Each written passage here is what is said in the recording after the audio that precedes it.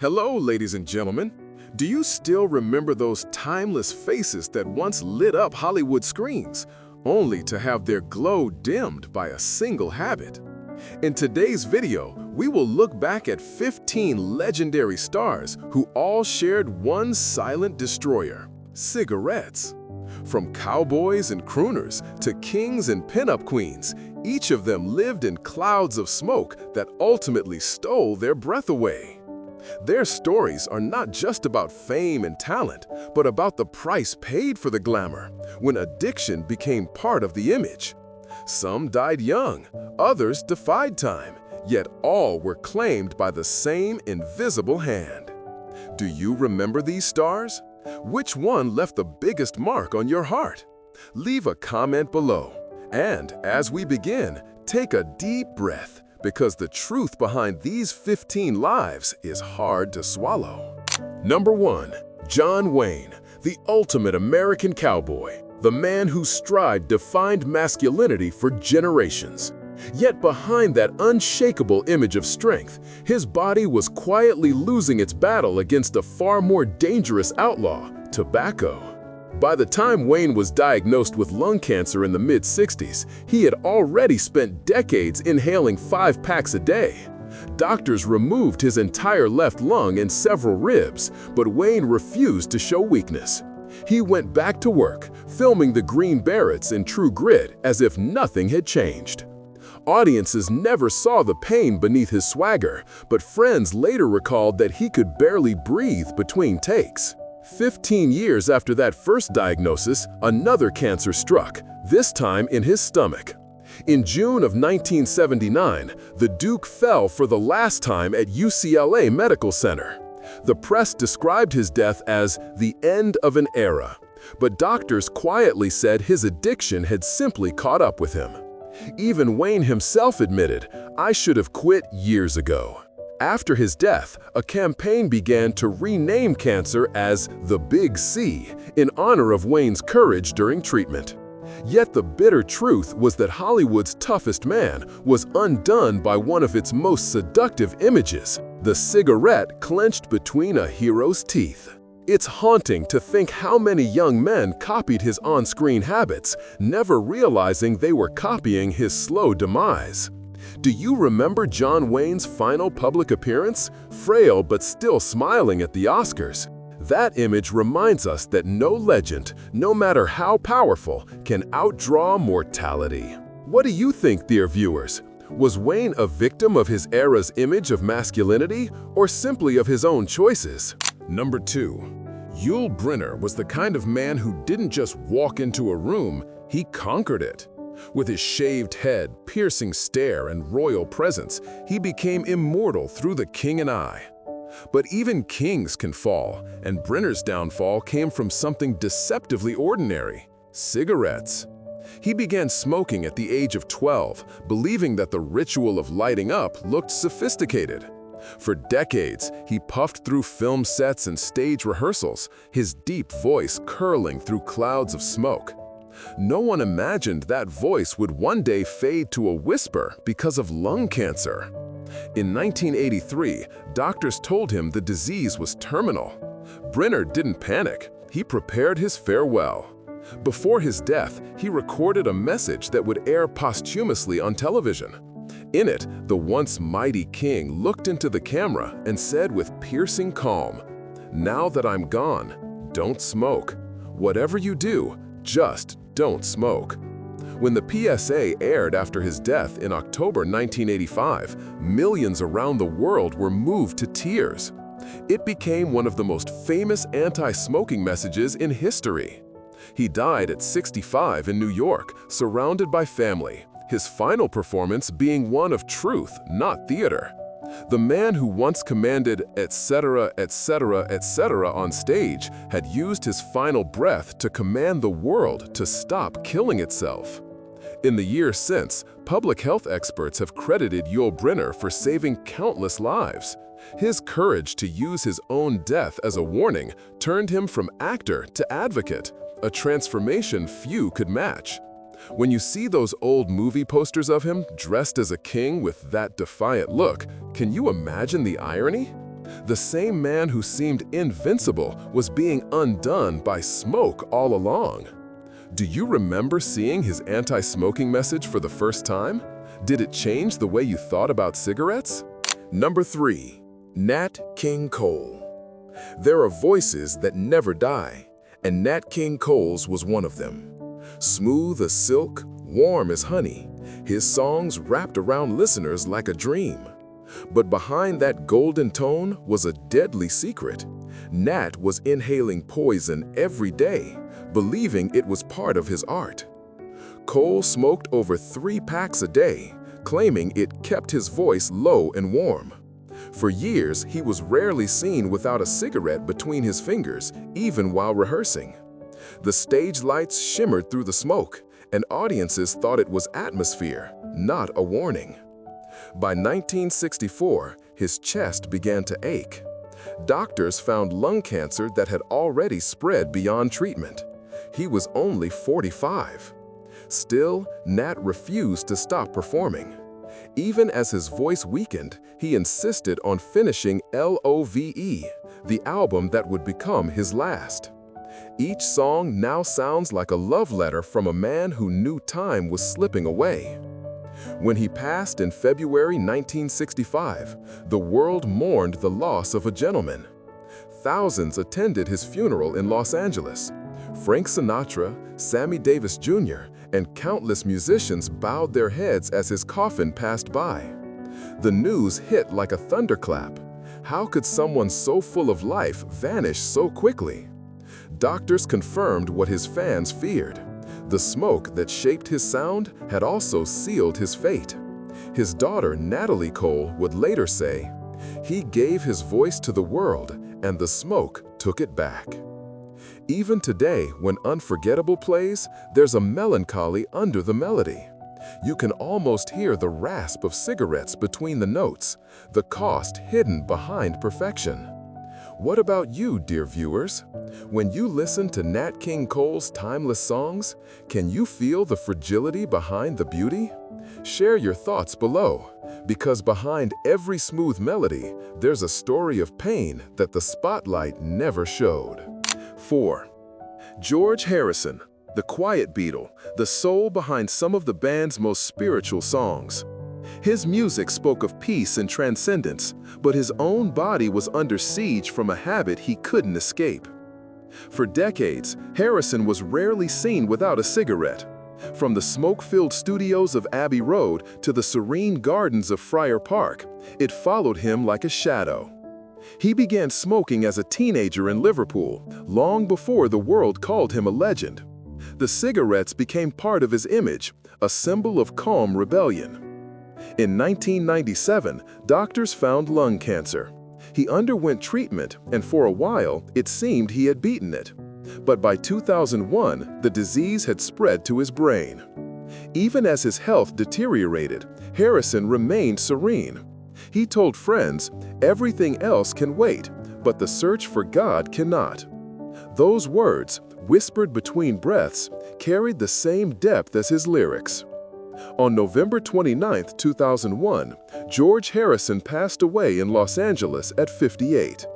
The news struck millions like a wave of silence. One of the last voices of the Beatles was gone. Olivia, his wife, held his hand as he left this world, and his son Donnie said later that his father's final moments were filled with love and light. After his death, fans gathered outside Abbey Road and Applecore, leaving flowers, candles, and guitars. Paul McCartney said, "He was my little brother. We loved him dearly, and we always will." Doctors publicly confirmed that Harrison's long-term smoking had caused his lung cancer. It was a grim reminder that even those who seek spiritual peace can't outrun physical damage. When you listen to something or Here Comes the Sun, can you hear that soft fragility? A man searching for light through the haze.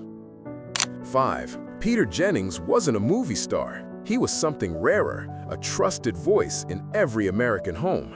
For over 4 decades, he guided the nation through triumphs and tragedies as anchor of World News Tonight. Calm, intelligent, and dignified, He was the face of truth itself. But behind the camera, Jennings was fighting a silent enemy he had invited into his life at just 11 years old: cigarettes. He smoked heavily through his early years in journalism, often lighting one after another while writing scripts or editing stories. He had quit several times, but stress always pulled him back. "I was weak," he once confessed on air, "and I knew better." In April 2005, Peter Jennings went on television to deliver news of a different kind. Looking pale but composed, he told his audience, "I have been diagnosed with lung cancer." His words hung heavy in the air. Millions watched in stunned silence. This was the man who had reported on presidents and wars, now reporting on his own mortality. He fought for 4 months, undergoing chemotherapy, still sending notes to his newsroom from the hospital. When he passed away on August 7, 2005, tributes poured in from around the world. Former colleagues broke into tears live on air. Charles Gibson said, "He was our anchor, literally and emotionally." Jennings' death reignited national conversations about smoking. ABC News even aired a special segment detailing his lifelong struggle with nicotine. Doctors confirmed that his cancer was directly linked to years of tobacco use. What makes his story so tragic is that he had already quit, but the damage had been done long before. His voice, once the symbol of reason, was silenced by something so senseless. Do you remember that night when Peter Jennings told the world about his diagnosis? Did it make you pause and think? 6. Walt Disney built dreams for the world, but he couldn't escape his own nightmare. The man who gave life to Mickey Mouse, Disneyland, and generations of joy spent his final days gasping for breath, betrayed by the cigarettes that had followed him since youth. Disney began smoking in his 20s, during his earliest days in animation. He was rarely seen without a cigarette, often holding it in his right hand while sketching with his left. Colleagues said the air in his office was constantly clouded with smoke. He believed it helped him think. No one questioned it. After all, he was Walt Disney, the visionary who made magic real. But magic couldn't save him from science. In late 1966, he was diagnosed with advanced lung cancer. Surgeons removed part of his lung, yet within weeks the cancer spread aggressively. The man who had built entire worlds was trapped in a hospital bed, fading faster than anyone expected. On December 15, 1966, Walt Disney passed away, just 10 days after his 65th birthday. His death shocked the world. Disneyland closed briefly, and tributes poured in from every corner of the globe. Yet behind the tears, doctors quietly pointed to the obvious cause: decades of heavy smoking. It was said that even while working on Mary Poppins and The Jungle Book, Disney was rarely without a cigarette in hand. Ironically, his company had long avoided showing smoking in family films, but in real life, their founder was dying from it. Today, Disney parks prohibit smoking almost entirely, a rule that would have made him proud, perhaps a little late.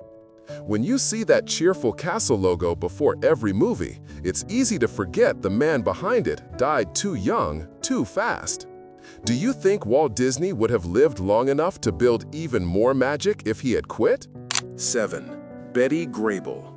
In the 1940s, no woman symbolized American beauty more vividly than Betty Grable. Her famous pinup poster, legs crossed, smile dazzling, was carried by soldiers into battle as a reminder of home and hope. She was Hollywood's golden girl, earning millions and adored by millions more. But behind that radiant image was a private addiction that would steal her breath and, eventually, her life. Betty smoked constantly. On set, backstage, in interviews, the cigarette was as much a part of her as her blonde curls. It was the era's symbol of sophistication, and no one thought twice about it. "Everybody smoked," she once shrugged during an interview. It was what stars did. By the early 1970s, the price came due. Grable began experiencing chronic coughing and fatigue. Doctors diagnosed lung cancer, already too advanced for surgery. She fought bravely but quietly, never wanting her fans to see her frailty. In July 1973, Betty Grable died in Santa Monica, just 56 years old. Her funeral drew an entire generation of Hollywood legends: Shirley Temple, Dorothy Lamour, Lana Turner, women who had once stood beside her on screen, now saying goodbye far too soon. Newspapers mourned the girl with the million-dollar legs, while doctors pointed to a more sobering truth. Decades of smoking had claimed another Hollywood icon. After her death, Betty's story became one of the earliest cautionary tales linking glamour to disease. The American Lung Association even cited her case when advocating for restrictions on tobacco advertising toward women. It's haunting to look at those old wartime posters now, the smile so bright, the pose so full of life, knowing that the same lungs that breathed hope into a generation were later consumed by smoke. Do you still remember Betty Grable's smile? Did you ever see that famous poster that once symbolized victory and beauty? Leave a comment below, because sometimes the most beautiful faces hide the darkest endings. 8. Humphrey Bogart. He was the man every actor wanted to be. Sharp suit, cold stare, cigarette in hand. Humphrey Bogart didn't just act the part of a tough guy, he lived it. From Casablanca to the Maltese Falcon, his image was inseparable from that ever-burning cigarette. But in the end, that same prop became his executioner. Bogart was known to smoke through every take, every interview, every drink. Crew members said he could light a new cigarette before the last one had even gone out. His gravelly voice, the one that made lines like, "Here's looking at you, kid," so unforgettable, was carved by years of tobacco and whiskey. For fans, it was pure charisma. For doctors, it was a death sentence waiting to happen. In 1956, he began losing weight rapidly and struggled to swallow. Tests revealed advanced cancer of the esophagus, which had already spread to his lungs. The doctors were blunt. Decades of smoking and drinking had destroyed him. He tried radiation and surgery, but his body couldn't recover. Lauren Bacall, his wife and one of Hollywood's brightest stars, never left his side. She said his spirit stayed strong, even as his body withered. On January 14, 1957, Humphrey Bogart passed away at the age of 57. The funeral drew Hollywood's biggest names: Spencer Tracy, Katharine Hepburn, Judy Garland, all standing in silence for the man who had defined cool. Bacall placed a tiny silver whistle in his coffin, engraved with the words, "If you want anything, just whistle." It was a line from the film where they fell in love.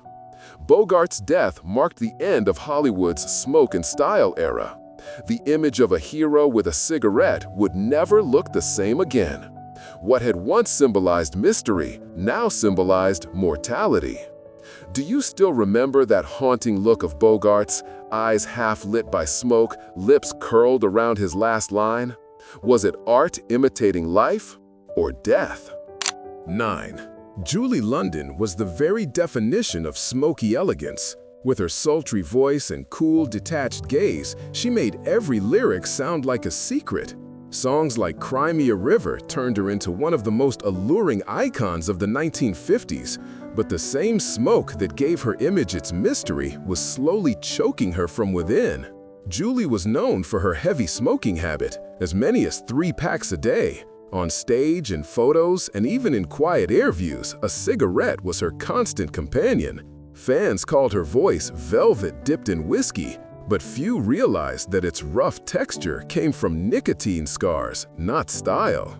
In her later years, London began suffering from chronic obstructive pulmonary disease, a cruel condition that leaves its victims gasping for air. By the late 1990s, she had become frail, confined mostly to her home in Encino, California. Her final years were quiet, spent in near anonymity compared to the glamorous blaze of her youth. On October 18, 2000, Julie London died of lung cancer at the age of 74. Her death barely made headlines, overshadowed by younger stars and louder tragedies. But to those who remembered her, that soft whisper of heartbreak, that slow sway beneath the spotlight, it was the end of an era. She embodied the sensual allure of jazz and the danger that came with it. The irony is haunting. The smoky voice that built her career was literally carved by smoke. It's as if her art and her illness were inseparable, two sides of the same tragic melody.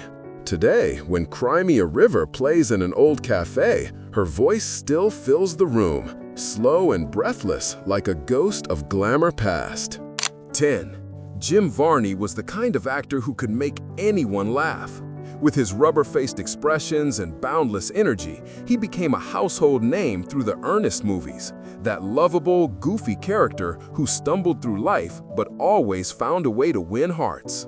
Behind that humor, however, was a man hiding a destructive addiction that would cut his life tragically short. Varney began smoking as a teenager and never stopped. Friends and co-stars said he often went through multiple packs a day, lighting one cigarette with the ember of another. It became part of his rhythm, his way to focus, to unwind.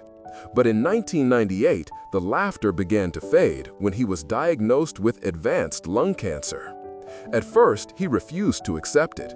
He continued to work, lending his voice to Slinky Dog in Pixar's Toy Story films, cracking jokes between chemotherapy sessions. His friends described him as the kind of man who'd make the nurses laugh even while hooked up to machines. But by 1999, the disease had spread too far. On February 10, 2000, Jim Varney passed away in his home in White House, Tennessee, at just 50 years old. Fans were stunned. How could someone so full of life be gone so soon? His death made headlines around the world, especially among those who had grown up with his comical Ernest character. After his passing, Toy Story 2 was dedicated to his memory, and audiences who heard his voice again felt a deep ache beneath the nostalgia. The man who had once brought joy to millions had been taken by the same thing that had claimed countless others, the slow, quiet burn of tobacco. There's something unbearably sad about comedians who make everyone else laugh while fighting their own demons. Jim Varney's smile masked years of pain and addiction, but his humor never faltered. Do you remember watching Ernest Goes to Camp or hearing Slinky Dog's cheerful lines? Did you ever imagine the man behind that voice was suffering in silence? 11. Larry King. For more than half a century, Larry King was the voice of curiosity. With his suspenders, gravelly tone, and no-nonsense style, he interviewed presidents, pop stars, and ordinary people with equal fascination. But that unmistakable voice, the one that carried through millions of late-night televisions, was shaped by smoke. King started smoking as a teenager in Brooklyn, long before he found fame. By adulthood, he was burning through 3 packs a day. He once joked that his cigarette breaks were longer than his marriages. Yet in 1987, at age 53, that habit caught up with him when he suffered a near-fatal heart attack. Doctors warned him to quit immediately. He did, but the damage had already begun. Decades later, in 2017, he was diagnosed with early-stage lung cancer.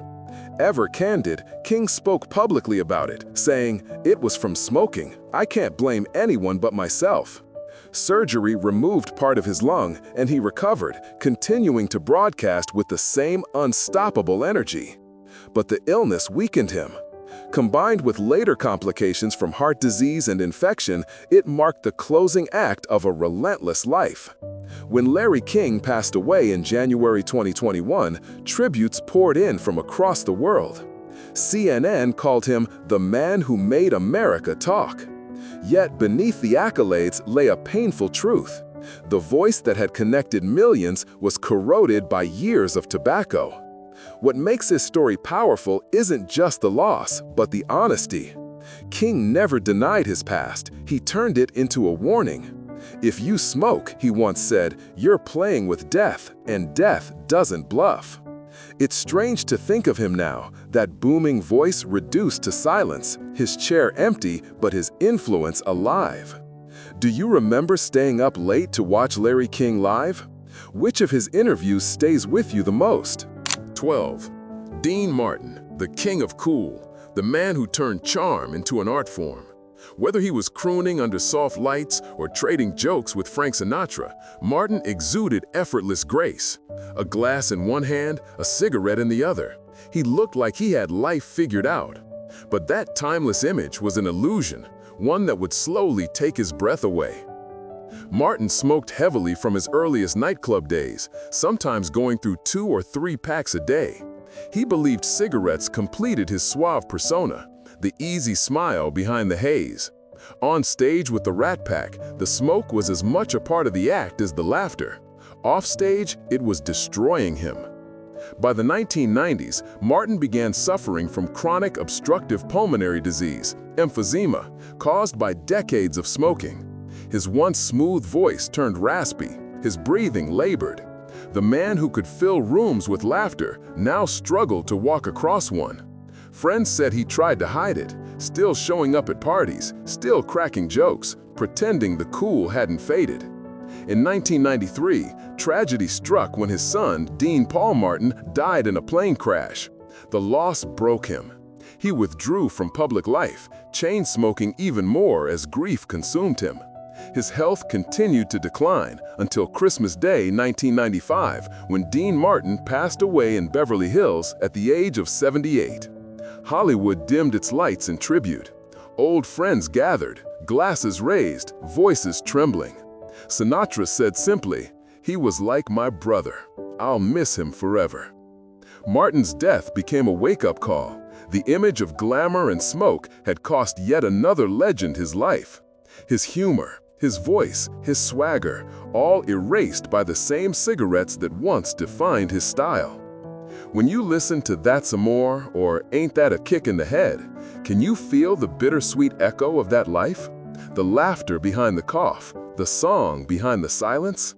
What do you remember most about Dean Martin? The music, the movies, or that irresistible smile? 13. George Burns was living proof that humor could keep a man alive, or at least make him forget how fragile life really is. With his ever-present cigar, sharp wit, and perfect timing, Burns made generations laugh. He lived to be 100 years old, but even that remarkable longevity couldn't disguise what doctors had long warned him about. His body had been under siege from smoke for decades. Burns began smoking cigars in his teens, back when vaudeville was the heart of entertainment. He claimed to smoke 10 to 15 a day, and I only stop when I'm asleep, he'd joke. To audiences, it became his signature, the prop that never left his hand. To doctors, it was a medical disaster in slow motion. Even as the years passed, Burns refused to quit. He said he didn't trust doctors who didn't laugh. But behind the humor, the effects of constant tobacco use took their toll. In his later years, he developed chronic obstructive pulmonary disease, the same illness that had taken Dean Martin. His heart weakened, his breath grew shallow, but his jokes never stopped. When he turned 100 in January 1996, the world celebrated him as a living legend. 2 months later, on March 9th, he passed away quietly at his Beverly Hills home. Newspapers called it a peaceful farewell, yet medical reports cited heart complications and respiratory disease, both linked to lifelong smoking. Even after his death, the image of George Burns with a cigar between his fingers remained iconic, but bittersweet. The man who laughed at death eventually succumbed to the slowest killer of all, addiction disguised as style. It's fascinating to think how long he lived despite it all, a mix of luck, genetics, and sheer stubbornness. But even George Burns couldn't make the final punchline funny. 14. Ann Miller danced like lightning, fast, flawless, and untouchable. She was the queen of tap, dazzling audiences through the golden age of MGM musicals. Her heels struck the floor at 20 clicks per second, and her energy seemed endless. But behind that rhythm, another beat was ticking, the slow, steady damage of cigarette smoke that would one day silence her song. Anne began smoking early in her career, when every starlet was told that a cigarette added glamour. The studios wanted their actresses to look sophisticated, and Miller, ambitious and eager, followed the script. Through the 1940s and 50s, she became one of Hollywood's brightest lights, starring in Easter Parade, Kiss Me Kate, and On the Town. Behind the scenes, however, she was burning through packs a day, convinced that it calmed her nerves before each performance. By the 1990s, her radiant image began to fade. The years of dancing couldn't protect her lungs. She was diagnosed with lung cancer, a blow she faced with the same discipline that once made her a star. But no matter how much she fought, her body had absorbed too much smoke for too long. On January 22, 2004, Ann Miller passed away in Los Angeles at the age of 80. The newspapers called her the last of the great tap goddesses. Fellow performers remembered her as tireless, a woman who worked through pain, heartbreak, and breathlessness to keep the magic alive. Doctors later confirmed that smoking had been a major contributor to her illness. The same industry that once sold cigarettes as sophistication had claimed another of its brightest talents. It's impossible not to feel the tragedy behind those glamorous old photos. The sparkling costumes, the wide smile, the ever-present cigarette just off camera. She gave her life to rhythm, only for her heartbeat to fade to the same slow cadence as her tap shoes. Do you remember Ann Miller's incredible dance scenes? Which of her performances still shines for you today? Leave your thoughts in the comments, because every echo of her tap is a reminder that even the brightest lights can dim behind the smoke. 15. Patrick Swayze was the embodiment of passion, the kind of star who didn't just perform, he made you feel. From Dirty Dancing to Ghost, he was strong, sensitive, and utterly unforgettable. But even a body built on discipline couldn't fight the invisible enemy he carried for decades: cigarettes. Swayze began smoking in his teens and never stopped, even as he became one of Hollywood's fittest leading men. On film sets, between takes, at home, the smoke was always there. He once admitted in an interview that he used cigarettes to deal with stress, unaware that the habit would soon take everything from him. In 2008, doctors delivered devastating news: pancreatic cancer, one of the deadliest forms of the disease. For months, tabloids speculated, but Swayze faced the truth head-on. He told People magazine, "I'm fighting it, but yeah, I still smoke. It's dumb, I know." The honesty made his struggle even more tragic. Despite the pain, he refused to give up acting. During his treatment, he filmed the TV series The Beast, often working 14-hour days while hooked to IV drips.